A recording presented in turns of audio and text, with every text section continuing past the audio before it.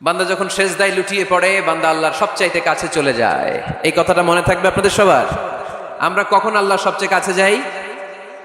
আওয়াজ করে বলেন, যখন আমরা সেজদায় পড়ে থাকি। আপাত দৃষ্টিতে মনে হয় সেজদাটা যখন দেই জায়নামাজের উপরে আমার কপালটা পড়ে, সেজদাটা যখন দেই মসজিদের টাইলসের উপরে আমার সেজদাটা পড়ে, সেজদাটা যখন দেই মনে হয় যে মসজিদের কাপড়ের উপর আমার কপালটা পড়ে। কিন্তু বিশ্বনবী বলেন না, তোমার কপালটা আল্লাহর কুদরতি পায়ের উপরে পড়ে। আকরাবু মা ইয়াকুনুল আবদু মির রাব্বিহি ওয়া হুয়া সাজিদ। বান্দা যখন সেজদায় লুটিয়ে পড়ে বান্দা আল্লাহর সবচাইতে কাছে চলে যায়। তাহলে কোরআন আমাদেরকে জানালো, যদি আল্লাহর প্রিয় হতে চাও সেজদায় লুটিয়ে পড়ো। আল্লাহর প্রিয় হতে চাইলে কি করব? আওয়াজ করে বলেন, কি করতে হবে? আল্লাহর হাবিব সাল্লাল্লাহু আলাইহি ওয়াসাল্লাম লম্বা সময় ধরে রাতে সেজদায় পড়ে থাকতেন। আল্লাহর হাবিব সাল্লাল্লাহু আলাইহি ওয়াসাল্লামের সাহাবারা সব সময় লম্বা লম্বা রুকু দিতেন, লম্বা লম্বা সেজদা দিতেন। কিন্তু আমরা রুকুর মধ্যে তাড়াহুড়ো করি, সেজদা দিতে যে তাড়াহুড়ো করি, এরকম আছে না নাই? নিমসার এলাকায় এরকম কেউ নাই আলহামদুলিল্লাহ। আপনারা তাড়াহুড়ো করেন? করবেন না আমার ভাইয়েরা। There is no rushing in সালাহ। সালাতে তাড়াহুড়ো নেই। There is no hastiness in সালাহ। সালাতে কোনো তাড়াহুড়ো নেই। সল্লু সালাতান মুআদ্দি'। এমন ভাবে নামাজে দাঁড়াবেন মনে করবেন এটাই হতে পারে আমার জীবনের শেষ নামাজ, ঠিক কি না? পারফর্ম দ্য সালাহ as if this is your last and final prayer. এমন ভাবে মুসল্লায় দাঁড়ান মনে করেন এটাই হতে পারে জীবনের শেষ নামাজ। This is my last chance. এখন বাজে 3:30। কেউ যদি বলে আসরের যে নামাজটা পড়বেন এটাই আপনার জীবনের শেষ নামাজ, ওই নামাজ আপনি তাড়াহুড়া করবেন? কথা বলেন। আরে কাঁদতে কাঁদতে আপনি শেষ। এত সুন্দর ওযু বানাবেন, এত সুন্দর আতর মেখে জায়নামাজ বিছিয়ে পাঞ্জাবিটা পরে আপনি নামাজে দাঁড়াবেন। রুকুতে কি সুন্দর রুকু করবেন, লম্বা সময় সেজদা করে চোখের পানি দিয়ে তো সেদিন আপনার জায়নামাজ আপনি ভিজিয়ে দিবেন, ঠিক কিনা? কেন এমনটা করবেন? কারণ আপনি জেনে গিয়েছেন এটাই আমার শেষ নামাজ, তাই না? তো প্রতিটা নামাজের সময় এই জিনিসটা ভাবলে সমস্যা কোথায়? আমরা যে আরো আধা ঘন্টা এখানকার সবাই বেঁচে থাকবো কোনো গ্যারান্টি আছে? আরো 10 মিনিট হায়াত পাবো, গ্যারান্টি? 5 মিনিট, 2 মিনিট শ্বাস যেটা নিলাম, ব্রেথ ইন করলাম, এটার ব্রেথ আউট করতে পারবো, কোনো গ্যারান্টি আছে? তো প্রতিটা সালাতের মুসল্লায় যখন দাঁড়াই এই চিন্তাটা আমাদের মাথায় আসে না কেন যে এটাই আমার শেষ নামাজ? সল্লু সালাতান মুআদ্দি'। আমার প্রিয় কুমিল্লাবাসী ভাইয়েরা, যখনই নামাজে আমরা দাঁড়াবো আমরা ভাববো হতে পারে এটাই আমার জীবনের শেষ নামাজ। এটাই জীবনের, ভাবা যাবে? আর লম্বা চূড়া রুকু করবেন, লম্বা সেজদা করবেন, রুকুতে পিঠটা সোজা রাখবেন। আল্লাহর হাবিব সাল্লাল্লাহু আলাইহি ওয়াসাল্লাম যখন রুকু করতেন পিঠটা থাকতো স্ট্রেট ফরওয়ার্ড, বাঁকাও না উঁচুও না। ওয়া কানা বাইনা যালিক। সাহাবারা বলতেন আল্লাহর হাবিব সাল্লাল্লাহু আলাইহি ওয়াসাল্লামের রুকুর পিঠের উপরে পানি ভর্তি কোনো গ্লাস রেখে দিলে গ্লাসটাও কাঁপবে না, পানিটাও পড়বে না। তার মানে বাঁকা ছিল পিঠ, তাই না? কি ছিল? সোজা। আবার আল্লাহর হাবিব সাল্লাল্লাহু আলাইহি ওয়াসাল্লাম বললেন সবচেয়ে বড় চোর যে নামাজে চুরি করে। সাহাবারা বললেন কাইফা ইয়াসরিকু ফিস সালাহ, নামাজে কেমনে চুরি করে? আল্লাহর হাবিব সাল্লাল্লাহু আলাইহি ওয়াসাল্লাম বললেন ইয়াসরিকু ফি রুকুইহি ওয়া সুজুদিহি, রুকু সেজদায় চুরি করে। এরকম নামাজ চোর আছে না নাই? রুকু থেকে সোজা হয়ে দাঁড়িয়ে কয়েক সেকেন্ড আপনি রিল্যাক্স করবেন। প্রথম সেজদা দিয়ে আপনি সোজা হয়ে বসে কয়েক সেকেন্ড রিল্যাক্স করবেন। কি করবেন? রিল্যাক্স। আওয়াজ করে পড়েন সবাই, রিল্যাক্স। নামাজে তাড়াহুড়ো নাই, সালাত হচ্ছে মেডিটেশন, রিল্যাক্স। এক সেজদা দিয়ে বসে আপনি রিল্যাক্স করবেন ধীরস্থির ভাবে, এরপরে দ্বিতীয় সেজদায় যাবেন। অনেকে সেজদা প্রথমটা দিয়ে কোন রকম মাথাটা তুইলেই আবার সেজদায় দৌড় মারে, আছে না নাই? রুকু থেকে স্ট্রেট ফরওয়ার্ড দাঁড়ানোর কথা, দাঁড়িয়ে 1-2 সেকেন্ড রিল্যাক্স করার কথা, ওইটা না করে রুকু থেকে কোন রকম মাথা তুলেই আবার সেজদায় দৌড় মারে, এরকম ডাকাত আছে না নাই? এরাই সালাত চোর। আমরা যেন নামাজ চোরের খাতায় নিজেদের নাম না চলি, আমরা যেন বেশি বেশি আল্লাহর সেজদা দেই। তাহলে কোরআন আমাদেরকে জানালো আমরা যদি আল্লাহর কাছে যেতে চাই কি করতে হবে? বইলা গেছি, খাইয়া ফালাইছি? আওয়াজ করে বলেন কি করবেন? আল্লাহর হাবিব সাল্লাল্লাহু আলাইহি ওয়াসাল্লাম সব সময় লম্বা লম্বা সেজদায় পড়ে থাকতেন। আল্লাহর নবীর সাহাবারা সব সময় লম্বা লম্বা সেজদায় পড়ে থাকতেন। আল্লাহ বলেন তারাহুম রুকআন সুজদা। আপনি দেখবেন আল্লাহর নবীর সাহাবারা আবু বকর, ওমর, উসমান, আলী রাদিয়াল্লাহু তাআলা আনহুম আজমাইন, তাদের স্বভাব ছিল বিপদে পড়লেই লম্বা লম্বা সেজদায় পড়ে যেতে। এক সাহাবী এসে বললেন, ইয়া রাসূলুল্লাহ আল্লিমনি আমালান ইযা আমিলতুহু ইউদখিলুনিল জান্নাহ, আপনি আমারে এমন একটা আমল শিখায় দেন যে আমল করলে আল্লাহ আমারে জান্নাতে ঢুকায় দিবে। আল্লাহর হাবিব সাল্লাল্লাহু আলাইহি ওয়াসাল্লাম বললেন, আলাইকা বিকাসরাতি সুজুদ, তোমার উচিত বেশি বেশি আল্লাহর জন্য সিজদায় লুটিয়ে পড়া। বেশি বেশি সিজদায় লুটিয়ে পড়লে ওই সিজদাকারীর জন্য জান্নাতকে ওয়াজিব করে দেয় কে? কিয়ামতের ময়দানে আল্লাহ বলবেন, ও আমার বান্দারা আমারে সিজদা দিয়ে দেখা।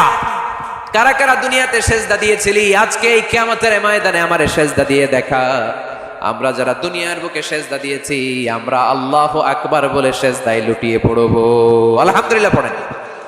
আর যারা দুনিয়ার বুকে সিজদা দেয় নাই, মসজিদে যায় নাই, সিজদাকারীদের সাথে আন্দোলন করে নাই, তারা সেদিন অনেক চেষ্টা করেও তাদের পিঠটারে বাঁকা করতে পারবে না। তাদের পিঠটারে সেই দিন লোহার মতো শক্ত করে দিবে কে? يوم يكشف عن ساق ويدعون إلى السجود فلا يستطيعون।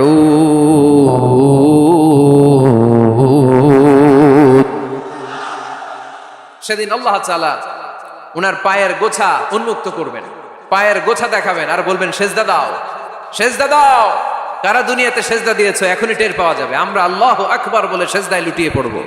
কিন্তু যারা দুনিয়ায় সেজদা দেয় নাই, এরা অনেক চেষ্টা করো, পিঠটারে বাঁকাই করতে পারবে না। সেজদা তো দূরের কথা, এদের পিঠটারে লোহার রডের মতো শক্ত করে দিবে কে? এই দুনিয়াতে আমরা খালি চোখে যা দেখি সব কিছু সেজদা করে কারে? সূরা রহমানে আল্লাহ বললেন, ওয়ান নাজমু ওয়াশ-শাজারু ইয়াসজুদান, আকাশের তারকারাজি আর জমিনের বৃক্ষরাজি সব কিছু সেজদা দেয় একজন রে, তিনি কে? আকাশের তারাগুলো সেজদা দেয় কারে? এই গাছপালাগুলো সেজদা দেয় কারে? দেখছেন কোনোদিন? দেখেন নাই? ওই চোখ আমাদের নাই, তাই আমরা দেখি না। এই পৃথিবীর সব কিছু জিকির করে আল্লাহ, কিন্তু এই কান আমাদের নাই, এজন্য আমাদের কান দিয়ে আমরা শুনি না। রব্বুল আলামিন বলেন, ওয়া ইম মিন শাইইন ইল্লা ইউসাব্বিহু বিহামদিহি ওয়ালাকিন লা তাফকাহুনা তাসবিহ। যেখানেই যেটা থাকে না সব কিছু জিকির করে কার? এই যে আকাশের পাখিগুলো উড়ে বেড়ায়, পাখিগুলো জিকির করে কার? নদী নালা জিকির করে কার? সাগর মহাসাগর জিকির করে কার? পাখিরা যায় উড়ে যায় আকাশের ওই নীলিমায়, নদীরা যায় ছুটে যায় সাগরের ওই মোহনায়। পাখ পাখালি আর সাগর নদী, পাখ পাখালি আর সাগর নদী, কার গুণগান গায়? আল্লাহু আল্লাহ, আল্লাহু আল্লাহ, আল্লাহর গুণগান গায়। সবাই পড়েন, আল্লাহু আল্লাহ, আল্লাহু আল্লাহ, আল্লাহর গুণগান গায়। সুবহানাল্লাহ পড়েন। ওয়া ইম মিন শাইইন ইল্লা ইউসাব্বিহু বিহামদিহি ওয়ালাকিন লা তাফকাহুনা তাসবিহাহুম। পৃথিবীতে যা দেখো খালি চোখে সব কিছু আল্লাহর তাসবিহ পড়ে, সব আল্লাহর জিকির করে, সব আল্লাহর সিজদা দেয়। ওয়ান নাজমু ওয়াশ-শাজারু ইয়াসজুদান, আকাশের তারা দুনিয়ার বৃক্ষরাজি সিজদা দেয় একটা সত্তাকে, তিনি কে? অস্ট্রেলিয়ায় একটা শহর আছে সিডনি, সিডনিতে একটা জঙ্গল আছে, ওই জঙ্গলে একটা গাছ মানুষের মতো করে টু দ্য ডাইরেকশন অফ কিবলা, কিবলামুখী হয়ে এখনো রুকু দিয়ে আছে। সুবহানাল্লাহ পড়তে পারলেন না আওয়াজ করে? অনেক ক্যালেন্ডারে ছবিটা দেখা যায়, পেপার কাটিং আমি দেখেছি। একেবারে মানুষের মতো গাছটা, এটা এমন ভাবে বড় হয়েছে, এটা বড় হয়ে এমন ভাবে বেন্ড করেছে, মাথাটা বাঁকা হয়ে টু দ্য ডাইরেকশন অফ কিবলা, কিবলামুখী হয়ে রুকু করে আছে। অনেক গাছ আছে সেজদা করে আছে। গোটা বিশ্বের যা কিছু দেখা যায় সব কিছু সেজদায় লুটিয়ে পড়ে কার জন্যে? সব কিছু জিকির করে কার? ওই কান আমাদের নাই, তাই আমরা শুনি না। ওই চোখ আমাদের নাই, তাই আমরা দেখি না। কিন্তু মহাবিশ্বের সবকিছু সেজদা করে কারে? এজন্য আমরাও সেজদা করতে চাই একজনকে। চিল্লায় বলেন, তিনি কে? আমরা মসজিদে একটা সেজদা দেব, আবার মাজারে যে আর একটা দেব। হ্যাঁ, সমস্যা কি? সব জায়গায় দিলাম, মসজিদেও কিছু দিলাম, মাজারেও কিছু দিলাম। কুমিল্লার ভাইয়েরা আওয়াজ করে উত্তর দাও, মুসলমান সেজদায় কোনো ভাগাভাগি চলে? আল্লাহর রাজত্বে কোনো ভাগাভাগি আছে? সেজদা চলবে একজনের জন্য, তিনি কে? কোনো ভণ্ডামির সাথে ইসলামের কোনো সম্পর্ক, ভণ্ডামির সাথে কোরআনের কোনো সম্পর্ক। ভণ্ডদের ভালো হওয়ার সুযোগ এখনো আছে না নাই? আজকের এই লাখো জনতার মাহফিল থেকে আমরা তাদেরকে উদাত্ত আহ্বান জানাই, বন্ডামি ছেড়ে দেন, ভালো হয়ে যান, ভালো হইতে পয়সা লাগে না। দোদেল বান্দা কালমা চোর, না পায় শ্মশান না পায় ঘোর, দিন থাকিতে আয়রে পথে ছাইড়া দে ভণ্ডামি, ভণ্ডামি ভণ্ডামি ভণ্ডামি, ছাইড়া দে ভণ্ডামি, ঠিক কিনা? নামাজ কালাম পড়ে না, ইবলিশ শয়তানের নানা। এরকম আছে? নামাজ টামাজ নাই, লাল শালু গায়ে দেয়া, গোসল করে না, মাথার চুল দাড়িতে জট বাগানো, বছরে গোসল করে একবার, বছরের একবার ওই গোসলের পানি মুরিদরা খাইয়া সব শেষ। এরকম আছে না নাই? এই অপরিচ্ছন্নতার সাথে, এই নোংরামির সাথে, এই মেন্টালি ডিসঅর্ডারের সাথে পরিচ্ছন্ন ইসলামের কোন সম্পর্ক আছে? নামাজ কালাম পড়ে না, ইবলিশ শয়তানের নানা, ধর্মের একখান খুঁটি ধইরা কয়দিন করবা হয়রানি, ভণ্ডামি ভণ্ডামি ভণ্ডামি, ছাইড়া দে ভণ্ডামি, ঠিক কিনা?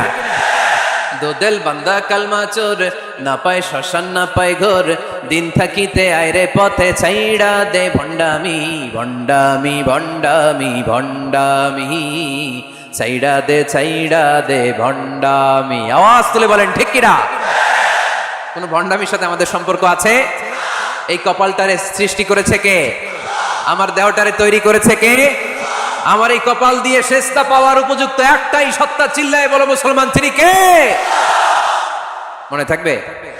আল্লাহ ছাড়া অন্য জায়গায় সেজদা দিবেন? মাজারে সেজদা দিবেন? বাজারে সেজদা দিবেন? সেজদা দিবেন কারে? সেজদা দিলেই লাভ, সেজদা দিলেই।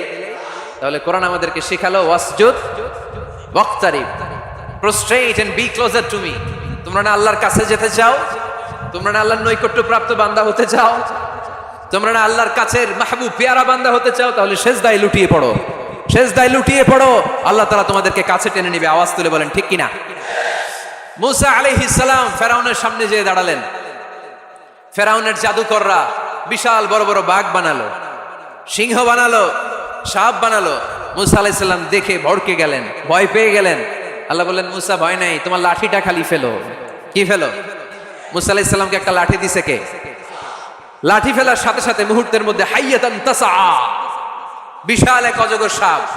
এই বিশাল অজগর সাপ ফেরাউনের জাদুকরদের বানানো সব ভাগ, ভাল্লুক, সিংহ আর সাপগুলো রেখে বিশাল ফানা ধরে আছে। আর সাপ বলতে শুরু করেছে, আর কি আছে নিয়ে আয়। সুবহানাল্লাহ কইতে পারলেন না? এই দৃশ্য দেখার সাথে সাথে ফেরাউনের রাজপ্রাসাদের সামনে যতগুলো জাদুকর ছিল, কোরআন বলে ফাউলকিয়াস সাহারাতু সাজিদিন। এই দৃশ্য দেখা মাত্রই ফেরাউনের নিয়ে আসা বড় বড় জাদুকরগুলো মুসা আলাইহিস সালামের সামনে দাঁড়িয়ে আল্লাহর জন্য সেজদায় লুটিয়ে পড়েছে।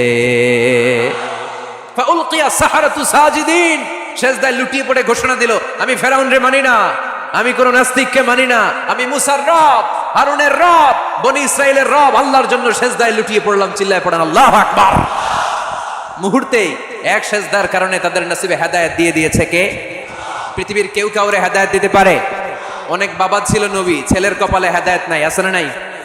অনেক ছেলে ছিল নবী, বাবার কপালে হেদায়েত নাই, আছে না নাই? হেদায়েত দেওয়ার মালিক একজন, চিল্লায় বলেন তিনি কে? একটা সিজদা, একটা সিজদা, একটা সিজদার আদেশকে অমান্য করার কারণে ইবলিস জাহান্নামীদের সর্দার। চিল্লায় বলেন ঠিক কিনা? ওয়া ইয কুলনা লিল মালাইকাতি ইসজুদু লিআদম ফাসাজাদু ইল্লা ইবলিস আবা ওয়াস্তাকবারা ওয়া কানা মিনাল কাফিরিন। আল্লাহ বললেন, ও ফেরেশতাকুল সবাই আমার আদেশ মোতাবেক আদমকে সেজদা করো। সবাই সেজদা করলো, একজন ছাড়া, সে কে? আরো জোরে বলেন কি নাম? আবা, অস্বীকার করলো, ওয়াস্তাকবার, অহংকার দেখালো, ওয়া কানা মিনাল কাফিরিন, কাফিরদের অন্তর্ভুক্ত হলো, জাহান্নামীদের সর্দার হলো। কয়টা সেজদার আদেশ? আওয়াজ করে বলেন, কয়টা সেজদার আদেশ অমান্য করছে? সেজদা কয়টা দেয় নাই? আপনি দেন নাই কয়টা? হ্যাঁ, আমরা দেই নাই কয়টা? এক সেজদা না দিয়া জাহান্নামীদের লিডার। আমরা সেজদা মিস করছি কয়টা? কয়টা? মুসলমান সেজদায় লুটিয়ে পড়তে হবে একজনের খুশির জন্য, তিনি কে? তাহলে কোরআনকে যে প্রশ্ন করেছি, কোরআন সব উত্তর দিয়ে ফেললো। কোরআন আমাদেরকে জানিয়ে দিল, তোমরা সবাই আল্লাহর নৈকট্যপ্রাপ্ত বান্দা হতে চাও, আল্লাহর কাছের বান্দা হতে চাও, তাহলে ওয়াসজুদ, কি করো? সবাই বলে নাই, আওয়াজ করে বলো মুসলমান, ওয়াসজুদ মানে কি? সেজদা করো। সেজদা করলেই আল্লাহর কাছে যাওয়া যায়। মনের যত জ্বালা যন্ত্রণা দুঃখ ব্যথা আপনি সেজদায় পড়ে আল্লাহরে বলেন। কোনো ভায়া লাগবে না, কোনো মিডিয়া লাগে না, কোনো সিরিয়াল লাগে না, কোনো অ্যাপয়েন্টমেন্ট লাগে না, ডাকতে দেরি, ডাকে সাড়া দিতে দেরি হয় না। তাহলে কোরআনের আলোকে আজকে আমরা জেনে গেলাম আল্লাহর কাছে যেতে হলে সেজদায় লুটিয়ে পড়তে হয়। এবার আমরা সুন্নাহর আলোকে জানার চেষ্টা করব কি করে আল্লাহর কাছে যেতে হয়। শুনবেন? কষ্ট হচ্ছে নাকি আপনাদের? সুন্নাহকে যদি আমরা জিজ্ঞেস করি, বিশ্বনবী রেখে যাওয়া সুন্নাতে যদি আমরা একটু তালাশ করি, একটু স্ক্যানিং করি, একটু চোখ বুলাই, তাহলে সুন্নাহ আমাদেরকে বলে বেশি বেশি নফল ইবাদত করো আর আল্লাহর নৈকট্য হাসিল করো। সুবহানাল্লাহ পড়বেন না? কোরআন বলেছে সেজদায় লুটিয়ে পড়ো। যা যা বললাম আমি ওঠার আগে জিজ্ঞেস করে আবার শুনে যাব, কারণ আমি মনে করি এটা ক্লাস। এটা কি ক্লাসে পড়া দেওয়া নেওয়া আছে না নাই? এতক্ষণ পড়ানোর পরে জিজ্ঞেস করার দরকার আছে না নাই? কোরআন বলছে কি আর সুন্নাহ কি বলে? নফল ইবাদত। আওয়াজ করে বলতে হবে, সুন্নাহ কি বলে? বুখারীর বর্ণনা, আল্লাহর হাবিব সাল্লাল্লাহু আলাইহি ওয়াসাল্লাম বলেন, মা ইয়াজালু আবদি ইয়াতাকাররাবু ইলাইয়া বিন-নওয়াফিল, বান্দা যত বেশি নফল ইবাদত করতে থাকে, করতে করতে করতে করতে বান্দা আমার কাছের নৈকট্য প্রাপ্ত বান্দা হয়ে যায়। হাত্তা উহিব্বাহু, এরপর আমি আমার বান্দারে এত ভালোবাসি, কুনতু সামআহুল্লাযী ইয়াসমাউ বিহি, বান্দা যখন শুনে সে তার নিজের কান দিয়ে শোনে না, আমি আল্লাহর কানে শুনে। কুনতু বাসরাহুল্লাযী ইউবসিরু বিহি, বান্দা যখন দেখে নিজের চোখে দেখে না, আমি আল্লাহর চোখে দেখে। ওয়ায়াদাহুল্লাতী ইয়াবতিশু বিহা, বান্দা যখন কিছু ধরে বান্দার হাতে ধরে না, আমি আল্লাহর হাতে ধরে। ওয়ারিজলাহুল্লাতী ইয়ামশি বিহা, বান্দা যখন হেঁটে যায় ওর নিজের পায়ে হাঁটে না, কেমন যেন আমি আল্লাহর পায়ে হাঁটে। আওয়াজ করে বলতে হবে আল্লাহু আকবার। মানে আল্লাহ বুঝাতে চাইলেন আমি তখন তার কান হয়ে যাই, আমি তখন তার চোখ হয়ে যাই, আমি তখন তার হাত হয়ে যাই, আমি তখন তার পা হয়ে যাই। আমার আর তার মাঝে আর কোনো ফারাক থাকে না, সে আমার একেবারে নিকটে চলে আসে। আওয়াজ করে পড়েন সুবহানাল্লাহ। এজন্য বিশ্বনবী সাল্লাল্লাহু আলাইহি ওয়াসাল্লাম বদরের প্রান্তরে তলোয়ার নাই, ঘোড়া নাই, ওট নাই, সৈন্য সামন্ত নাই, না খেয়ে হাড্ডি সারা 313 জন মুসলমানকে নিয়ে আল্লাহর উপর ভরসা করে বদরের প্রান্তরে দাঁড়ালেন। আর ওইদিকে কাফেরদের সৈন্যবাহিনী ছিল 1000। কয় হাজার? মুসলমান কয়জন? মাত্র 313 জন। ওদের কাছে অস্ত্র শস্ত্রে সজ্জিত সেনাবাহিনী। বিশ্বনবীর 313 জনের কাছে তলোয়ার নাই, ঘোড়া নাই, কিচ্ছু নাই। বিশ্বনবী আল্লাহর উপর ভরসা করে এক মুষ্টি বালি নিয়ে ওয়াশাহাতিল ওযু, কাফেরদের চোখগুলো ধ্বংস হোক বলে তিনি বালুগুলো ছড়িয়ে দিলেন। মুহূর্তের মধ্যে 1000 সৈন্যবাহিনীর কাফের সৈনিকদের চোখের মধ্যে ধূলিকণা পৌঁছে দিল কে? আল্লাহর হাবিব সাল্লাল্লাহু আলাইহি ওয়াসাল্লাম বদরের প্রান্তর থেকে এক মুষ্টি বালু নিয়ে বললেন শাহাতিল ওযু, বলে তিনি বালু ছুড়ে মারলেন। 1000 সৈন্যবাহিনীর চোখের মধ্যে বালু ছড়াই দিছে কে? বুঝে শুনে উত্তর দিয়েন। এখানে 1000 লোক দাঁড়ানো, আমি বালু নিলাম, গায়ের যত জোর আছে সবার চোখের দিকে মারলাম। 1000 জনের চোখের ভিতরে ঢুকবে? সর্বোচ্চ 5 জন, বেশি হইলে 10 জন, তার চেয়ে বেশি হইলে 20 জন, বেশি হইলে 50 জন। বুঝে শুনে উত্তর দিয়েন। আমার মুষ্টিবদ্ধ বালু ছুঁড়ে মারলে 1000 মানুষের চোখের মধ্যে পড়বে? আওয়াজ করে বলেন পড়বে। এজন্য আল্লাহ বলেন নবী ওটা তুমি মারো না, ওটা আমি মারছি। সুবহানাল্লাহ নাই? আল্লাহ বিশ্বনবীরে ডেকে বলেন ওমা রামাইতা ইয রামাইতা ওয়ালাকিন্নাল্লাহা রামা। নবী হে, বালু তুমি ঠিকই তোমার হাতে নিয়েছো, কিন্তু আমি আল্লাহ নিজ দায়িত্বে 1000 কাফেরের চোখের ভেতরে বালুগুলো পৌঁছে দিয়েছি। তাহলে বান্দা যখন নফল ইবাদত করে তখন বান্দার হাত আর বান্দার হাত থাকে না, ওইখানে আল্লাহর হাত যুক্ত হয়ে যায়। বান্দার পা থাকে না, সেখানে আল্লাহর পা যুক্ত হয়ে যায়।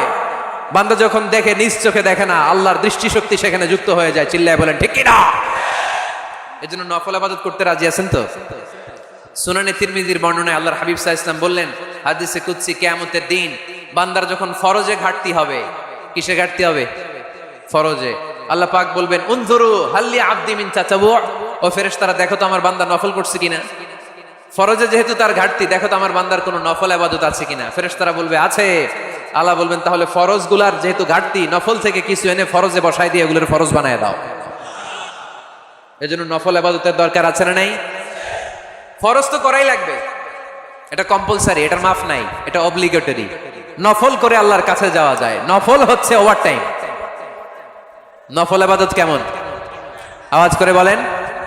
তাহলে কোরআনের আলোকে আমরা জানলাম যে আল্লাহর কাছে যেতে হলে কি করতে হয়? সেজদা দিতে হয়। আর সুন্নাহর আলোকে আমরা জানলাম আল্লাহর কাছে যেতে হলে কি করার মাধ্যমে কাছে যেতে হয়? আওয়াজ করে বলেন। নফল ইবাদত করতে রাজি আছেন সবাই? সবচাইতে শ্রেষ্ঠ নফল ইবাদত হচ্ছে কোরআনের তেলাওয়াত, ঠিক কিনা? আল্লাহর হাবিব সাল্লাল্লাহু আলাইহি ওয়াসাল্লাম বললেন, নফল ইবাদতের মাধ্যমে আল্লাহর কাছে যেতে চাও, নৈকট্যপ্রাপ্ত বান্দা হতে চাও, আফদলুল ইবাদাতি তিলাওয়াতুল কোরআন। সবচাইতে যত নফল ইবাদতের লিস্ট হতে পারে, এই লিস্টে র্যাঙ্কিং এ 1 নাম্বার থাকবে কোরআনের তেলাওয়াত। এই কোরআন তেলাওয়াত করতে রাজি আছেন তো? আমার হাতে যে কিতাবটার নাম কি? সবাই বলতে পারেন নাই? আওয়াজ করে বলেন তো, কিতাবটার নাম? এই কিতাবে ভুল আছে, সন্দেহ আছে, সংশয় আছে? এটা আলোর পথ দেখায়। এই কিতাব মানুষকে মানুষের মতো মানুষ বানায়, ঠিক কিনা? গরুর পেট থেকে বেরোলে ওটা গরু, ছাগলের পেট থেকে বেরোলে ওটা ছাগল হয়, মানুষের পেট থেকে বেরোলে ওটা মানুষ হয় না, ওটার মানুষ বানাইতে হয়। মানুষ বানানোর জন্য কোরআন পড়ার দরকার আছে না নাই? তাহলে নফল ইবাদত করে আমরা আল্লাহর নৈকট্য পেতে চাই। 1 নাম্বার যে ইবাদতের কথা আপনাদেরকে শোনালাম সেটা হচ্ছে কোরআনের তেলাওয়াত। রাজি আছেন সবাই?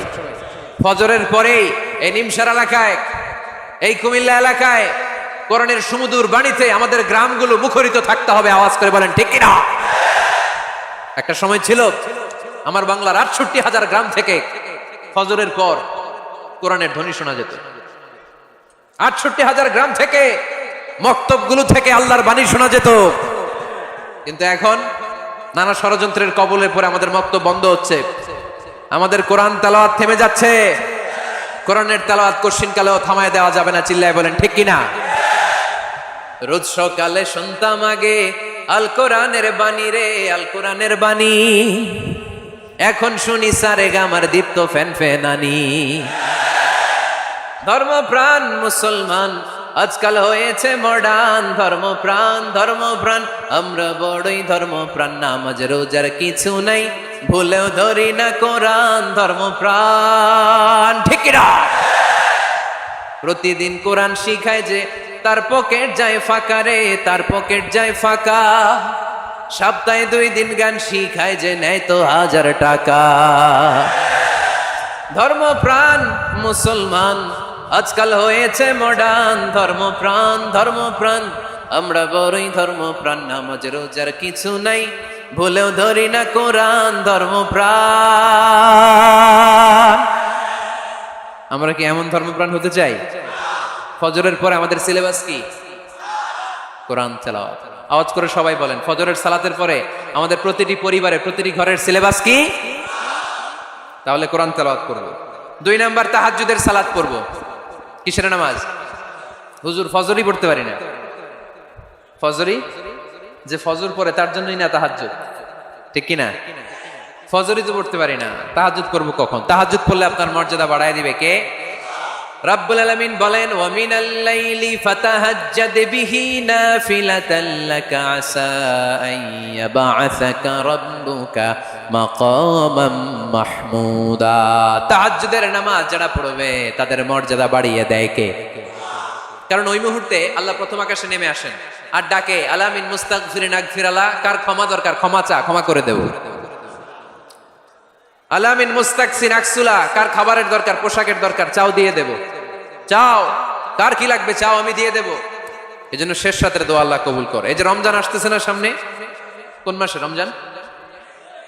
এপ্রিলে। রমজানে তাহাজ্জুদ পড়ার একটা সুবর্ণ সুযোগ, কারণ সাহারি খাওয়ার জন্য তো ওঠাই লাগে। একটু তাহাজ্জুদের অভ্যাস করবো আমরা। রাজি আছি তো সবাই? 3 নম্বর নফল ইবাদত হচ্ছে দোয়া। সবাই সবার জন্য দোয়া করবো। অনেকে কয় হুজুর আমার দোয়া আমি করবো, অরটা ওই করবো, এর লাগে আমি করুম কেন? আছে না নাই? না, এটা ভুল। নিজের জন্য করবেন, অন্যের জন্য করবেন। মা মিন আবদিন মুসলিম ইয়াদউ লি আখিহিল মুসলিম ইল্লা ক্বালা লাহুল মালাকু ওয়া লাকা বিমিসলিন। কোন বান্দা যখন তার ভাইয়ের জন্য দোয়া করে, ফেরেশতারা বলে আল্লাহ এই দোয়াটা যে দোয়া করছে আগে তার জন্য কবুল করে নাও। আপনি দোয়া করলেন, আল্লাহ আমার ভাই অসুস্থ, তারে সুস্থ করে দাও। ফেরেশতারা বলে, আল্লাহ যিনি দোয়া করতেছে তার যদি কোনো অসুস্থতা থাকে আগে তারে সুস্থ করে দাও। তাহলে অন্যের জন্য দোয়া করলে লাভ আছে না নাই? দোয়া করতে জানে না অনেকে, দোয়ার আলোচনা আছে আমার, ইউটিউবে সার্চ দিবেন দোয়া, মিজানুর রহমান আনসারী পেয়ে যাবেন। It's an art. দোয়াটা একটা শিল্প। এটার মধ্যে চোখের পানি জুড়ে দিবেন, আবেগ জুড়ে দিবেন, মুহূর্তেই আরশের মধ্যে যে নক করবে। সুবহানাল্লাহ কইবেন না? চোখের পানির দাম আল্লাহর কাছে খুব বেশি। 2 ফোঁটা পানি। কি আপনারা বিরক্ত হয়ে গেছেন? আর 2-1 মিনিট বসেন। 2 ফোঁটা পানি আল্লাহর কাছে প্রিয়। আওয়াজ করে বলেন কয় ফোঁটা? 2 ফোঁটা। এক হচ্ছে জিহাদের ময়দানে রক্তের ফোঁটা, আরেক হচ্ছে অনুতপ্ত বান্দার চোখের পানির ফোঁটা। অনুতপ্ত বান্দা যখন অনুতপ্ত হয়ে কাঁদে, তার চোখের পানি চোখ বেয়ে নাকের ডগাবে মাটিতে পড়ার আগেই ওই বান্দার সব গুনাহ আল্লাহ মাফ করে দেয়। তাহলে প্রথমে কোরআন তেলাওয়াত, তারপর তাহাজ্জুদের নামাজ, তারপরে দোয়া, 4 নম্বরে জিকির। জিকির নফল ইবাদত, ঠিক কিনা? জিকির করতে করতে এই স্টেজের উপরে উঠে যাবেন আপনারা সবাই। পারবেন কারা কারা? হাত তোলেন। কত বড় সাহস দেখছেন? আমার উপরে বলে লাফায় উঠবে। বাঁশ আছে জায়গায়, বাঁশ। হ্যাঁ, না এটা করবেন না, কারণ ফাযকুরুল্লাহ কামা আল্লামাকুম, জিকির ওইভাবে করো যেভাবে আল্লাহ শিখিয়েছেন। আল্লাহ কিভাবে শিখিয়েছেন?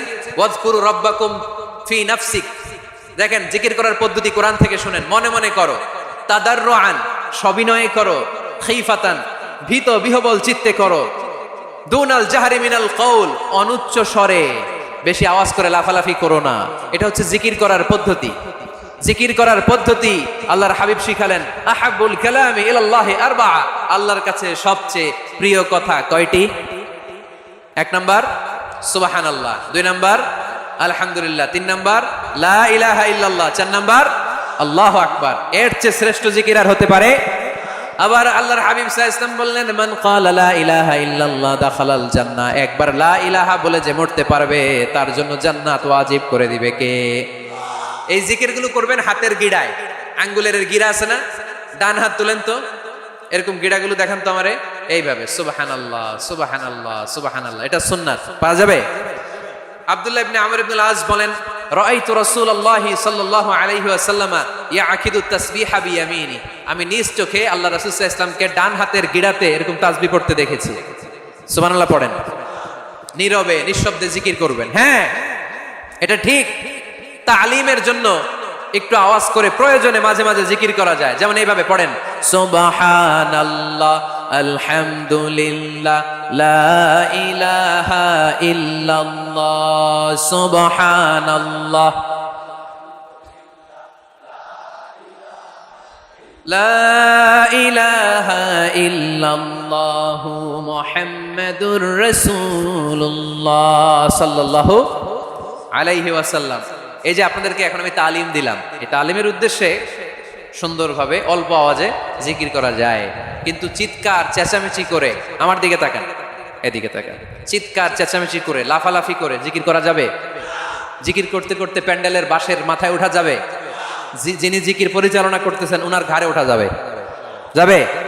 আল্লাহর হাবিব সাল্লাল্লাহু আলাইহি ওয়াসাল্লাম জিকির করতেছেন, আবু বকর ওমরে ফারুক বসা, আবু বকর রাদিয়াল্লাহু জিকির করতে করতে আল্লাহ রাসূলের ঘাড়ে। হাদিসে আছে না এগুলা? কথা কয় না। আল্লাহর হাবিব সাল্লাল্লাহু আলাইহি ওয়াসাল্লাম তাসবিহ পড়তেছেন, ওমরে ফারুক জিকির করতে করতে এশকের ঠেলায় আল্লাহর নবীর কান্দে। গোটা বিশ্বের কোন হাদিসের কিতাবে এই পন্থায় জিকির দেখানো যাবে? কোরআনের কথা শুনেন, ফাযকুরুল্লাহ কামা আল্লামাকুম, ওইভাবে আল্লাহর জিকির করো যেমন করে আল্লাহ তোমাদের শিখিয়েছেন। কোন হাদিস দেখাতে পারবেন যে আবু বকর রাদিয়াল্লাহু তাআলা আনহু জিকির করতে করতে, আরব দেশে সৌদিতে ছিল খেজুর গাছ, জিকির করতে করতে খেজুর গাছের আগায়, ওমরে ফারুক খেজুর গাছের আগায়, এগুলো পেলেন কোথায়? কেন এগুলো করেন? আল্লাহর হাবিব সাল্লাল্লাহু আলাইহি ওয়াসাল্লাম না, আল্লাহর হাবিব সাল্লাল্লাহু আলাইহি ওয়াসাল্লাম যেভাবে জিকির শিখিয়েছেন আমরা ওইভাবে করব। বরকত দিবে কে? 5 নাম্বার নফল ইবাদত, দান খয়রাত করব। রাজি আছেন? গোপন দান, গোপন দান আল্লাহর রাগ কমায় দেয়। কোন কারণে আমার রব যদি আমার উপর রেগে থাকে, আমি গোপন দান করলে ওই রাগটা মুহূর্তে ঠান্ডা হয়ে যায়।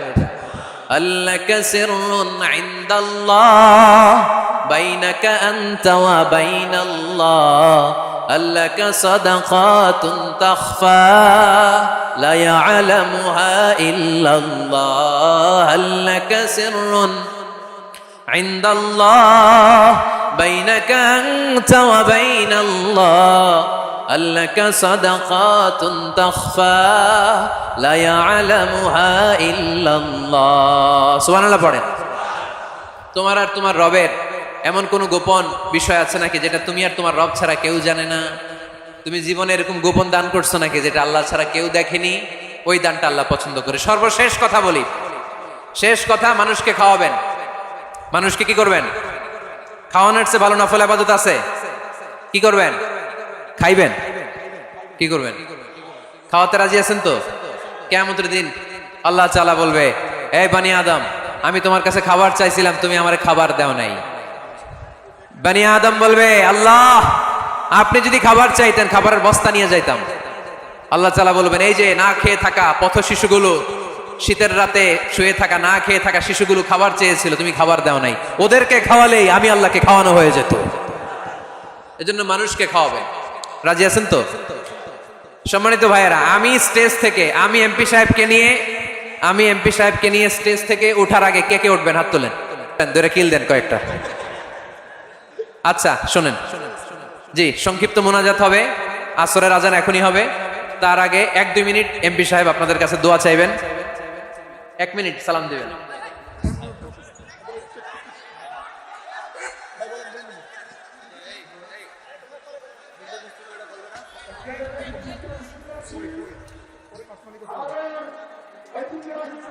করে না এমন কোন লোককে স্ত্রী যেন ঘরে অ্যালাউ না করে।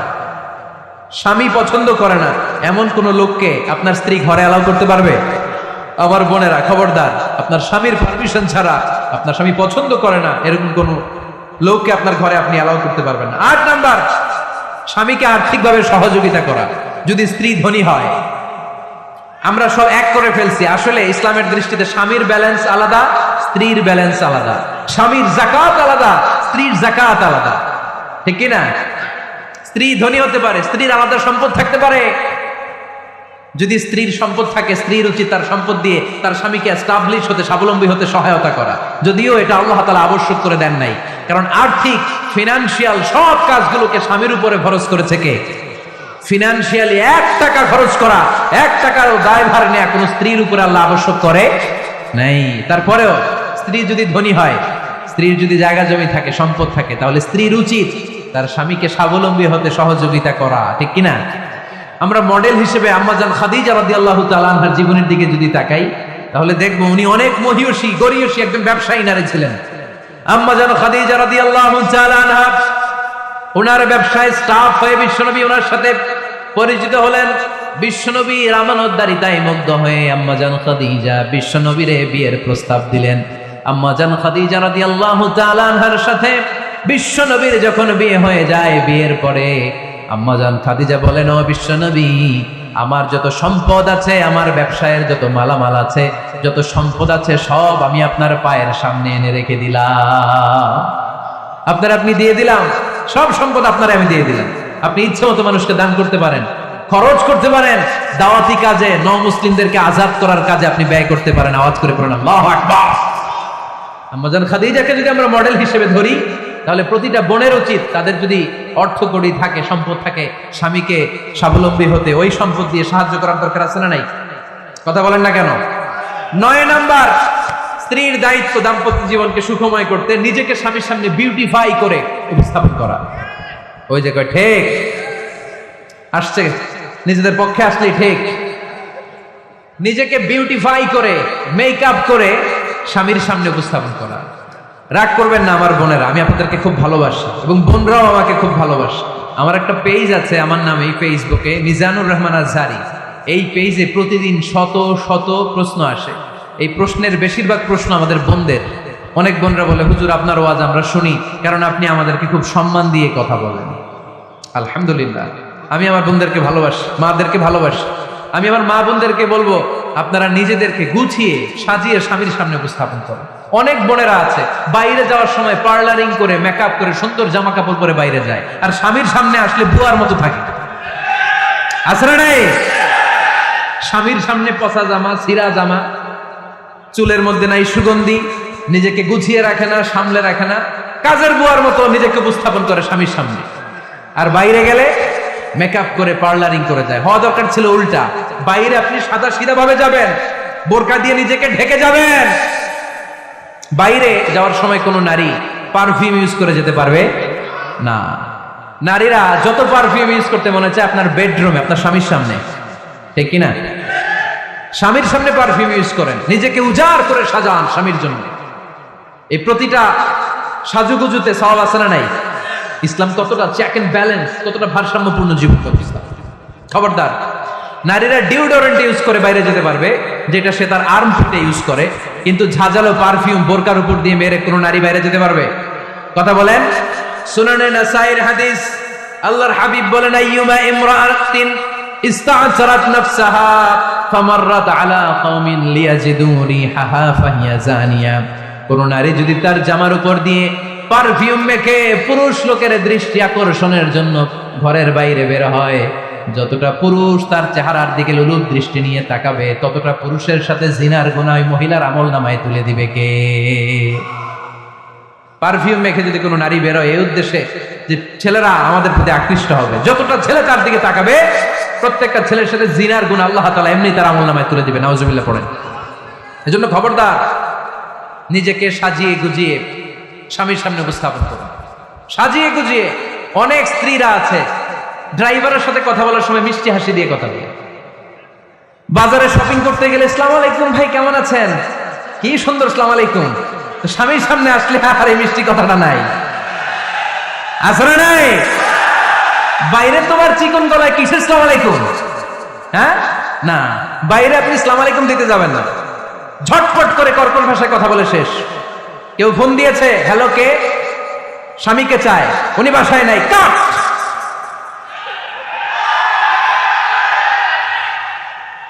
কারে চান? আপনার হাজবেন্ডের, নাই, কাট। মিষ্টি মিষ্টি আসসালামু আলাইকুম আসসালামু আলাইকুম বলা যাবে নাকি? খবরদার, খবরদার। বাজার করতে গেলে কি মিষ্টি হাসি, দোকানে গেলে কি মিষ্টি আলাপ, ড্রাইভারের সাথে কি সুন্দর কথা, সিএনজি ওয়ালার সাথে কি সুন্দর আলাপ, আর ঘরে আসলেই চেহারাটা এরকম করে রাখে, আছে না নাই? ঘরে আসলেই স্বামীর সাথে খিটখিটে মেজাজ। না, উল্টো করে ফেলছেন আপনি। বরং স্বামী ছাড়া অন্যদের সাথে কথা শর্টকাটে সারবেন, যাতে কোনো ফিতনা চলে না আসে। চিল্লায় বলেন ঠিক কিনা? আর নিজেকে স্বামীর জন্য উজাড় করে সাজান, পার্লারিং করেন, বিউটিফিকেশন করেন, মেকআপ করেন, বেডরুমে পারফিউম মাখেন, নিজেকে উজাড় করে স্বামীর জন্য সাজান। সওয়াব দিয়ে আপনার আমলনামাটারে পূর্ণ করে দিবে কে? বিশ্বনবী যখন সফরে যেতেন, সফর থেকে ফিরে আসার সময় ডিরেক্টলি স্ত্রীর ঘরে যেতেন না। বিশ্বনবী একজনকে ঘরে পাঠিয়ে দিতেন, মদিনার উপকণ্ঠে কিছু সময় অপেক্ষা করতেন, আর বলতেন আজকে আমি আয়েশার ঘরে যাব, আয়েশারে যেয়ে বলো আমি এসেছি, কয়েক ঘন্টা পরে আয়েশার ঘরে আমি ঢুকবো। সুবহানাল্লাহ পড়েন। স্ত্রীকে সময় দিতেন, কারণ স্ত্রী হয়তো কাজ করে, ঘর গুছায়, ঘেমে থাকতে পারে, তাকে নিজেকে গুছানোর জন্য সময়ের দরকার আছে না নাই? লম্বা সফর শেষ করে, সেই বুখারীর হাদিস, বিশ্বনবী যখন সফর শেষ করে মদিনায় ফিরতেন, ডিরেক্টলি স্ত্রীর কাছে যেতেন না, মদিনার উপকণ্ঠে ওয়েট করতেন এবং বার্তাবাহককে পাঠাতেন, যে বলো যে আজকে আমি সফিয়ার ঘরে থাকবো। সফিয়াকে সময় দিতেন 2-1 ঘন্টা, যাতে নিজেকে সাজিয়ে নিতে পারে। সুবহানাল্লাহ পড়ো। এজন্য প্রতিটা স্ত্রীর উচিত, আমার মা বোনেরা যারা আপনার মহিলা প্যান্ডেল থেকে শুনছেন, নিজেকে উজাড় করে স্বামীর জন্য সাজান। আপনার সাজুগুজু বেগানা পুরুষদের জন্য নয়, যে পুরুষদের সাথে দেখা দেওয়া জায়েজ নাই তাদের জন্য নয়, রাস্তার পুরুষের জন্য নয়। আপনার সাজুগুজু, আপনার সৌন্দর্য, আপনার বিউটি সব আল্লাহ তাআলা আপনার স্বামীর জন্য করতে বলেছে। চিল্লায় বলেন ঠিক কিনা? 10 নাম্বার দায়িত্ব, স্বামীর ক্যাপাসিটির বাইরে না চাওয়া। আপনি জানেন স্বামীর বেতন হলো 20,000, আপনি এসে বলা শুরু করছেন, পাশের ঘরের ভাবিরা দেখলাম 25,000 টাকা দামের জামদানি শাড়ি কিনছে, আমারও একটা দিবা। আছে না নাই? তে আবদারটা হইল? আবদারটা হইছে? আপনি তো জানেন আপনার স্বামীর ক্যাপাসিটি কতটুকু। আমার বোনেরা, আমার মায়েরা, খবরদার, আপনার স্বামীর ভেতরে আপনার জান্নাত, আপনার স্বামীর ভেতরে আপনার জাহান্নাম। আপনার স্বামীর মনকে খুশি রাখতে পারলে জান্নাতের দরজাগুলো আপনার জন্য খুলে দিবে কে? ক্যাপাসিটির বাইরে কিছু চাবেন না। এই 10টা স্ত্রীদের দায়িত্ব। এই 10টা পয়েন্ট যদি কোনো স্ত্রী স্বামীর জন্য এইভাবে স্যাক্রিফাইস করে করে এইভাবে আঞ্জাম দিতে পারে, এই স্ত্রীদের জন্য জান্নাতের দরজাকে খোলা রেখেছে কে? আওয়াজ করে বলতে হবে, খোলা রেখে দিয়েছেন কে? এবার আসবো আপনাদেরকে ধরবো, এবার আপনাদেরকে নিয়ে আলোচনা। একটা সুখী দাম্পত্য জীবনের জন্য কি সব দায় দায়িত্ব আল্লাহ তাআলা স্ত্রীদেরকে দিয়েছে নাকি? কথা কয় না কেন? এবার ওনারা খুশি হবে, এবার ভাবিরা খুশি হবে মহিলা প্যান্ডেলে। আপনাদের অনেক দায়িত্ব আছে, কারণ বিশ্বে যা কিছু মহান সৃষ্টি চিরকল্যাণকর, অর্ধেক তার করিয়াছে নারী, অর্ধেক তার কাউন্টার পার্ট। আপনারা একে অপরের সহযোগী, স্বামী স্ত্রী একে অপরের সহযোগী। একটা সুখী দাম্পত্য জীবনের জন্য স্বামীর অনেক দায়িত্ব আছে। এক নম্বর দায়িত্ব হচ্ছে ফ্যামিলির যত ফিনান্সিয়াল দায় দায়িত্ব আছে সব স্বামীর কাঁধে বর্তায়, ঠিক কিনা? কারণ স্বামী হচ্ছে স্ত্রীর কেয়ারটেকার। আর রিজালু কাওয়ামুনা আলান নিসা, কাওয়াম শব্দটার এক বচন হচ্ছে কাওয়ামুন, আর বহু বচন হচ্ছে কাওয়ামুন, এক বচন হচ্ছে কাওয়াম, এর মানে হচ্ছে in charge. You are the in charge of your wife, you are the caretaker of your wife. আপনি আপনার স্ত্রীর দায়িত্বশীল, স্ত্রীকে রক্ষা করা আপনার দায়িত্ব। পুরুষকে আল্লাহ তাআলা নারী জাতিকে প্রোটেকশন দেওয়ার জন্য বানিয়েছে, ঠিক কিনা? নারীকে একেবারে ধর্ষণের জন্য পুরুষদেরকে বানায় নাই, চিল্লায় বলেন ঠিক কিনা? যারা নারীকে ধর্ষণ করে অন্যায় ভাবে, এগুলো পুরুষ না, এগুলো কাপুরুষ। এগুলো কি? আওয়াজ করে বলতে হবে, এগুলো কি? কারণ সুপুরুষ নারীকে প্রোটেকশন দেয়, সুপুরুষ নারীর ইনচার্জ, সুপুরুষ নারীর কেয়ারটেকার হয়ে সামনে দাঁড়ায়, সুপুরুষ নারীর ইজ্জত নিয়ে ছিনিমিনি খেলে না, চিল্লায় বলো ঠিক কিনা? এজন্য আল্লাহ বললেন আর রিজালু কাওয়ামুনা আলান নিসা, পুরুষরা হলো নারীর ইনচার্জ, নারীর কেয়ারটেকার। একজন স্ত্রীর যত ধরনের আর্থিক খরচাদি ফ্যামিলিতে লাগে সব খরচ করা স্বামীর জন্য খরচ করেছে কে? বেসিক্যালি একটা ফ্যামিলিতে স্ত্রীর জন্য স্বামীর 4 ধরনের খরচ করতে হয়, বুঝে নেন আপনাদের দায় দায়িত্ব। 1 নম্বর dowry, you have to pay the dowry, মহারণা দিতে হবে। কি দিতে হবে? মহারণা দেয়া নফল, তাই না? মহারণা দেয়া তো সুন্নাত, তাই না? আওয়াজ করে বলতে হবে মহারণা দেওয়া কি? وآتوا النساء صدقاتهن نحلا فإن طبن لكم عن شيء منه نفسا فكلوه هنيئا مريئا। সুবহানাল্লাহ পড়েন। আল্লাহ বললেন ওয়াতুন নিসা সাদাকাতিহিন্না নিহলা, সন্তুষ্ট চিত্তে স্ত্রীর হাতে বিয়ের মহারণা তুলে দাও। ফরজ মহারণা দিয়ে দিবেন। আমরা মহারণা তো দেই না, তার বিপরীতে যৌতুক নেই। কি নেই? দেখেন কিভাবে ইসলামটাকে আমরা ধ্বংস করলাম, কিভাবে শরিয়ার রুলগুলোকে আমরা ভায়োলেট করলাম। আল্লাহ দিল মহারণা, আমরা ঢুকাইছি যৌতুক। ইসলাম আমাদের জন্য সুন্নাহ সম্মত পদ্ধতি দিয়েছে ওয়ালিমা, আমরা খাই বরযাত্রী। আছে না নাই? আছে না নাই? এজন্য বিয়েতে আমরা যৌতুক নিব না, বরং মহারণা দিব। কি দিবেন? কি দিবেন? যৌতুক চলে মনে হয় নীলফামারীতে খুব। হ্যাঁ চলে, চলে। যৌতুক নেওয়া যাবে? যৌতুক একটা সামাজিক অপরাধ, এটা সামাজিক ব্যাধি। কুকুরের গোশত খাওয়া যত গুনাহ, যৌতুক খাওয়া তার চাইতেও বড় গুনাহ। এর কারণ কুকুরের গোশত খেলে একটা গুনাহ হয়, হারাম খাওয়ার গুনাহ। যৌতুক খেলে 2 গুনাহ, এক হচ্ছে হারাম খাওয়ার গুনাহ, 2 হচ্ছে শ্বশুর বাড়ির উপরে জুলুমের গুনাহ। কথা বলেন। এজন্য যৌতুকের সাথে আমাদের কোনো সম্পর্ক। বিয়ে করো নাই কারা কারা? হাত তোলো। আওয়াজ করে আল্লাহরে ডাক দাও, বলো আল্লাহ আমার বিয়েতে 1 টাকাও যৌতুক খাবো না, তুমি তৌফিক দাও। আমিন। আওয়াজ করে বলতে হবে আমিন। ওয়াদা কিন্তু আমার সাথে হয় নাই, ওয়াদা হয়েছে কার সাথে? খবরদার নীলফামারীর যুবকেরা, খবরদার। তাহলে ফিনান্সিয়াল রেসপন্সিবিলিটি সব আমাদের। 1 নম্বরে মহারণা দেয়া, 2 নম্বরে ফুডিং, খাবারের ব্যবস্থা করা, 3 নম্বরে ক্লোথিং, কাপড়ের ব্যবস্থা করা। ওয়া আলাল মাউলুদি রিজকুহুন্না ওয়া কিসওয়াতুহুন্না বিল মা'রুফ। আল্লাহ বললেন স্বামীর উপরে খাবারের ব্যবস্থা, কাপড়ের ব্যবস্থাকে আমি ওয়াজিব করে দিলাম। সুবহানাল্লাহ পড়ে। 4 নম্বর রেসিডেন্স। 4 নম্বর কি? স্বামী মহারণা দিবে, স্বামী meal, husband will provide the meals, খাবারের ব্যবস্থা করবে। 3 নম্বর husband will provide the costume, পোশাকের ব্যবস্থা করবে। And as well as he will provide the residence for his wife. তার স্ত্রীর জন্য রেসিডেন্সিয়াল একটা এরিয়া করে দিবে। এটা ফ্ল্যাট হতে পারে, এটা সনের ঘর হতে পারে, এটা টিনের ঘর হতে পারে, এটা একান্নবর্তী ফ্যামিলির কোন একটা রুমও হতে পারে, ঠিক কিনা? এজন্য আল্লাহ বলেন আসকিনুহুন্না মিন হাইসু সাকাতুম মিন ওয়াজদিকুম, তোমরা তোমাদের সামর্থ্যের মধ্যে থেকে স্ত্রীর জন্য একটা আবাসিক ব্যবস্থা আয়োজন করে দাও। পড়েন সুবহানাল্লাহ। রেসিডেন্স, আবাসিক একটা ব্যবস্থা করে দিতে হবে। তাহলে এই চারটা ফিনান্সিয়াল দায়িত্ব আল্লাহ কি নারীকে দিয়েছে না পুরুষকে? আওয়াজ করে বলতে হবে, নারীকে না পুরুষকে? এই আর্থিক সব দায় দায়িত্ব পুরুষের। আর্থিক দায় দায়িত্ব ছাড়াও পুরুষের উপর যে দায়িত্ব বর্তায় সেগুলো হচ্ছে নারীর সাথে ভালো আচরণ করা। কি আচরণ করা? আগে সালাম দেওয়া। কি দেওয়া? ভাবিকে সালাম দেন তো আপনারা? সালাম দেন আপনারা? আমি আপনাদেরকে সালাম দিচ্ছি, উত্তর দেন আসসালামু আলাইকুম রাহমাতুল্লাহ। এবার আপনারা আমাকে সালাম দেন তো। ওয়ালাইকুম আসসালাম রাহমাতুল্লাহ। এইভাবে সালামের প্র্যাকটিস করা যাবে? সালামের প্রতিযোগিতা করতে হবে। আপনি আগে দিতে চাইবেন ভাবিরে, ভাবি আগে দিতে চাইবে আপনারে। আপনাদের এই প্রতিযোগিতাটা দেখে দেখেই বাচ্চারা সালাম শিখে ফেলবে, ঠিক কিনা? সালাম মানে শান্তি। সালাম মানে কি? সালামের প্রচলন নাই তো শান্তি আসবে কেমনে? আম্মা জান আয়েশা বলেন, এতগুলো বছর বিশ্বনবীর সাথে আমি মদিনায় সংসার করলাম, একদিনের জন্য বিশ্বনবীর কোনোদিন আগে সালাম দিতে পারি নাই। বিশ্বনবী আগে আগে সালাম দিয়ে দিতেন, আমরাও আগে আগে সালাম দিই। রাজি আছেন তো সবাই? রাজি আছেন? স্ত্রীদের সাথে কোমল আচরণ করুন, রূঢ় আচরণ করবেন না। হাদিসে এসেছে খলিকনা মিন দিলা, নারীদেরকে বাঁকা পাঁজরের হাড় থেকে তৈরি।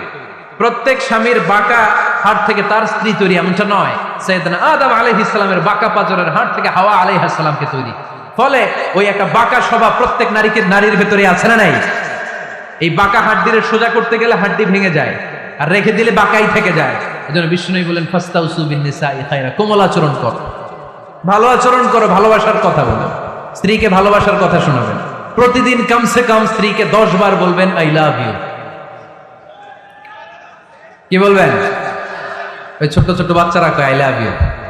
তোমরা না মিয়া, যারা বিয়ে করছেন তারা, যারা বিয়ে করেছেন ভাবিকে বলবেন, মানে আপনার স্ত্রীকে কি বলবেন? আওয়াজ করে বলেন, কি বলবেন? পারবেন? পারবেন? বলতে পারবেন তো? রিফকাম বিল কাওয়ারির, নারীদেরকে আল্লাহ রাসূল সাল্লাল্লাহু আলাইহি ওয়াসাল্লাম কাচের গ্লাসের সাথে তুলনা করেছেন। কাচের গ্লাস, কাচের বাসন, কাচের তৈজসপত্র যেমনি আস্তে ধরতে হয়, আস্তে রাখতে হয়, নারীদের সাথেও কোমল আচরণ করতে হয়। কাচের গ্লাস আর কাচের তৈজসপত্র যদি জোরে রাখেন যেমনি ভেঙে যায়, নারীদের সাথেও কঠোর আচরণ করলে ঝামেলা আছে না নাই? তাহলে 1 নম্বর দায়িত্ব হচ্ছে আপনাদের ভালো আচরণ করা, মিষ্টি মিষ্টি কথা শোনান। বলবেন যে তুমি আমার কৈতরি, তুমি আমার পরাণ পাখি, তুমি আমার ময়না পাখি, এই জাতীয় ভালোবাসার আপনারা অনেক জানেন, এগুলো আমি জানি। যা যা বলা লাগে সব বলবেন। পারবেন তো? পারা যাবে? পারা যাবে? আওয়াজ করে বলেন তো ইনশাআল্লাহ। স্ত্রীর ব্যক্তিগত বৈধ কাজের সুযোগ করে দিতে হবে। তার ব্যক্তিগত যে চয়েস, তার ব্যক্তিগত কাজে বাদ সাধতে পারবে না যদি কাজটা হালাল হয়। অনেক স্বামী সামান্য কাজে ঝগড়া বাঁধে। স্ত্রীর ইচ্ছা হচ্ছে কাঁথা সেলাই শিখা, নকশি কাঁথা সেলাই শিখবে, স্বামী বলে না তুমি ওইটা শিখো, ল্যাঙ্গুয়েজ শিখো, আছে না নাই? স্ত্রী বলে না আমি রান্না শিখবো, ইউটিউবে সুন্দর রান্নার প্রোগ্রামগুলো দেখে আমি রান্না শিখবো, স্বামী বলে না তুমি কম্পিউটার শিখো, আছে না নাই? হালাল কাজে আপনি বাদ সাধবেন না। আম্মা জান আয়েশা রাদিয়াল্লাহু তাআলা আনহা ছোট্ট কাপড়ের পুতুল দিয়ে সাথীদেরকে নিয়ে ঘরে খেলতেন। বিশ্বনবী একদিন আম্মা জান আয়েশাকে নিষেধ করে নাই। আওয়াজ করে পড়েন সুবহানাল্লাহ। এজন্য স্ত্রীর বৈধ কাজে বাধা দেওয়া যাবে? বাধা দেওয়া যাবে। 4 নম্বরে স্ত্রীর এপ্রিসিয়েশন করবেন ভালো কাজে, তার কাজের প্রশংসা, তার রান্নার প্রশংসা, তার সৌন্দর্যের প্রশংসা। আমরা এগুলো করি না। আপনার স্ত্রী আপনার ঘর গোছায়, আপনার কাপড় চোপড় ধুয়ে রাখে, বাচ্চাগুলারা খাবার খাওয়ায়, আপনার জন্য রান্না করে, সারাটা দিন কত কষ্ট করে। একদিন আমি বলি নাই থ্যাঙ্কস, জাযাকাল্লাহ, জাযাকিল্লাহ, আল্লাহ তোমার উত্তম জাযা দেখ। বউ তুমি অনেক কষ্ট করো, পুরো ফ্যামিলিটাই তো তুমি দেখে রাখো, অনেক করেছো তুমি, তোমার শুকরিয়া। একদিনও থ্যাঙ্কস দেয় না, এরকম ডাকাইতে আছে না নাই? আজকে থেকে থ্যাংক ইউ দিতে পারবেন তো? কাজের প্রশংসা করবেন, রান্নার প্রশংসা করবেন।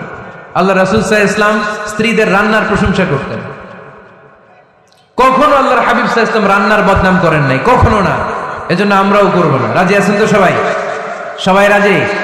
আজকে থেকে স্ত্রীর প্রশংসা করতে রাজি আছেন তো? সুন্দর মোলায়েম সুরে স্ত্রীদেরকে ডাকবেন। কি বলে ডাকেন? ভাবিকে কি বলে ডাকেন বলেন? হ্যাঁ, টিয়া পাখি। আর কি ডাকেন? ময়না পাখি। আর কি? জান। জান বলে ডাকেন। ওরে সর্বনাশ, ডাইকেন, এরকম সুন্দর সুন্দর যত শব্দ আছে এগুলো বলে ডাকবেন। আম্মা জান আয়েশার প্রশংসা বিশ্বনবী করতেন, বলতেন ইন্না ফাদলা আয়েশাতা আলান নিসা কাফাদলি সারিদি আলা তুআমিকুম। আরব বিশ্বের খাবারের মধ্যে একটা শ্রেষ্ঠ খাবারের নাম সারিদ। শ্রেষ্ঠ খাবারের নাম কি? এই আলোচনা শেষ হয়েছে তো দাঁড়ায় ফটো তুলো কেন? বসো মিয়া, বসো বসো বসো, একসাথে বিদায় বসো। আরব বিশ্বে একটা মজার খাবার আছে, খাবারের নাম সারিদ। আওয়াজ করে বলেন তো খাবারটার নাম কি? সারিদ। রুটি আর গোশত একসাথে মিক্স করে এরকম স্তর বানায়, কেটে কেটে খাওয়ায়। বিশ্বনবী বললেন আরব বিশ্বের খাবারের মধ্যে যেমনি সারিদ সেরা, নারীকুলের মধ্যে আমার স্ত্রী আয়েশা সেরা। করেন সুবহানাল্লাহ। আম্মা জান আয়েশাকে বিশ্বনবী এত ভালোবাসতেন, আম্মা জান আয়েশা গ্লাসের যেই জায়গায় মুখ লাগিয়ে দুধ পান করতেন ওই জায়গাটা খুঁজে খুঁজে বিশ্বনবী ঠোঁট লাগিয়ে দুধ পান করতেন। পড়েন সুবহানাল্লাহ। আম্মা জান আয়েশা গোশত খাওয়ার পরে হাড্ডি চুষে চুষে রেখে দেওয়ার পরে আম্মা জান আয়েশার চোষা হাড্ডিটা নিয়ে বিশ্বনবী আবার চুষতে শুরু করে দিতেন। পড়েন সুবহানাল্লাহ। বিশ্বনবী স্ত্রীদের সাথে এক বালতি থেকে পানি নিয়ে দুইজনে একসাথে গোসল করতেন। পড়েন সুবহানাল্লাহ। এজন্য স্বামী স্ত্রীর সম্পর্কটা হচ্ছে মধুর সম্পর্ক।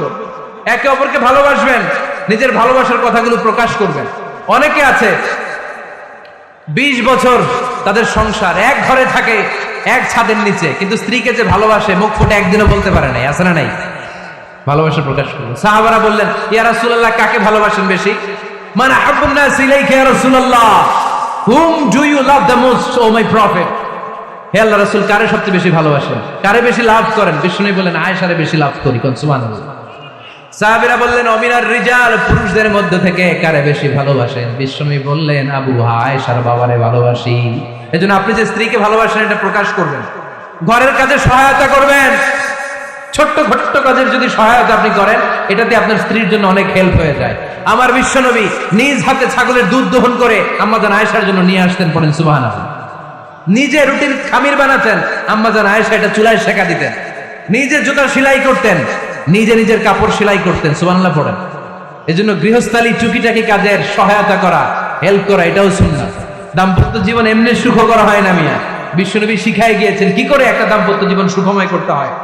আল্লাহর হাবিব সাল্লাল্লাহু আলাইহি ওয়াসাল্লাম হালাল বিনোদন করতেন, স্ত্রীদেরকে নিয়ে মরুভূমিতে দৌড়াতেন, খুনসুটি করতেন। সব স্ত্রীরা চায় তাদের স্বামীরা তাদের সাথে একটু হাসি দিয়ে কথা বলুক, একটু রোমান্টিক কথা বলুক, একটু ভালোবাসার বিনিময় করুক। আল্লাহর হাবিব সাল্লাল্লাহু আলাইহি ওয়াসাল্লাম এটা করতেন। রাতের বেলা ভাবিরে নিয়ে দৌড়াদৌড়ি করছেন নাকি কোনোদিন? আল্লাহর হাবিব সাল্লাল্লাহু আলাইহি ওয়াসাল্লাম স্ত্রীদের নিয়ে দৌড়াদৌড়ি করতেন। আম্মা জান আয়েশা রাদিয়াল্লাহু তাআলা আনহাকে ঈদের দিন হাবাসি সাহাবাদের খেলা দেখিয়েছিলেন। সুবহানাল্লাহ পড়েন। বিশ্বনবী খেলা দেখিয়েছেন তার স্ত্রীকে।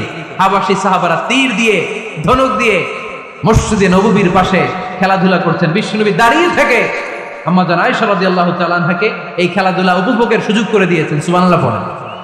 ইসলামরে আমরা কঠিন বানিয়েছি, ইসলাম কঠিন নয়, ইসলাম সহজ। আল্লাহ ছাড় দেয় কিন্তু মাওলানা ছাড় দেয় না, এরকম আছে না নাই? এজন্য বাশশিরু ওয়ালা তুনাফিরু, ইয়াসসিরু ওয়ালা তুআসসিরু। ইসলামকে সহজ করে উপস্থাপন করেন, কঠিন বানাবেন না। স্ত্রীর মতামতের গুরুত্ব দিবেন। ফ্যামিলি মিটিং করলে স্ত্রী কি বলে শুনবেন। বাজার করতে গেলে ভাবি কি পছন্দ করে ওইটা আনবেন। দাঁড়ালেন কেন আপনারা? দাঁড়ালেন কেন? অনেক আগে বসেছে। অনেক স্বামী আছে তার যেটা ভালো লাগে ওইটাই কিনে বাজারে গেলে। আছে না নাই? নিজের গরুর গোশত খাইতে মনে হচ্ছে ওইটা কিনে, মাছ খাইতে মনে হচ্ছে ওইটা কিনে। আপনার স্ত্রীর হয়তো এগুলো পছন্দ না। স্ত্রীরা টক জাতীয় জিনিস পছন্দ করে, ঠিক কিনা? এর আমরা খাইতে মনে চায়, এর জলপাই খেতে মনে চায়, আচার খেতে মনে চায়। একটু খোঁজ নিবেন তার জন্য কি লাগবে। শপিং করতে গেলে নিজের মন মতো করবেন না। স্ত্রীকে দেশে রেখে প্রবাসে 6 মাসের বেশি সময় কাটাবেন না, ম্যাক্সিমাম 6 মান্থস। এগুলোর প্রত্যেকটার পেছনে লম্বা দলিল আছে, এত লম্বা কথা বলার সুযোগ নেই।